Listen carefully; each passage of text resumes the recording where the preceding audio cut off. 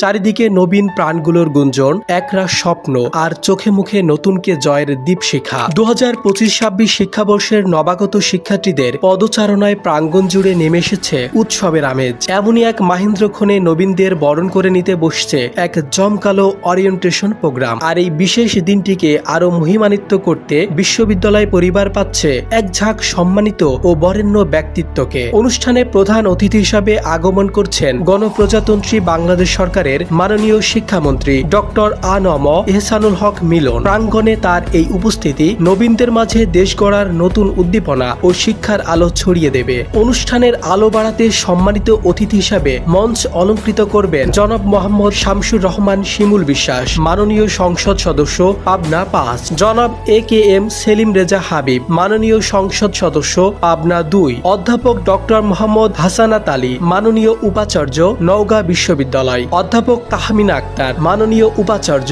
রবীন্দ্র বিশ্ববিদ্যালয় বাংলাদেশ, অধ্যাপক doctor A K M Matinur Rahman, মাননীয় উপাচার্য ইসলামী বিশ্ববিদ্যালয়, অধ্যাপক ডক্টর মোহাম্মদ মাসুদ, মাননীয় উপাচার্য খুলনা প্রকৌশল ও প্রযুক্তি বিশ্ববিদ্যালয়। জ্ঞানের মহাসমুদ্রে নবীনদের প্রজ্ঞার দীক্ষা দিতে ওরিয়েন্টেশন স্পিকার হিসাবে মূল বক্তব্য রাখবেন ঢাকা বিশ্ববিদ্যালয়ের ফার্মাসিউটিক্যাল কেমিস্ট্রি বিভাগের ইমেরিটাস অধ্যাপক ডক্টর মোহাম্মদ আব্দুর রশিদ। তার দিক নির্দেশনা ও জীবন ঘনিষ্ঠ গল্প তরুণ মনগুলোতে বুনে দেবে অদম্য ইচ্ছাশক্তি। নবীনদের কলকাকলিতে মুখরিত এই প্রাঙ্গণ থেকেই শুরু হোক এক একটি বিজয়ের গল্প। পাবনা বিজ্ঞান ও প্রযুক্তি বিশ্ববিদ্যালয়ের হাত ধরে তাদের আগামীর পথ চলা ভরে উঠুক জ্ঞান, সাফল্য আর অসীম সম্ভাবনায়। পাবিপ্রবী প্রাঙ্গণে প্রধান অতিথি সহ সকল সম্মানিত গুণীজনকে জানাই আন্তরিক শুভেচ্ছা।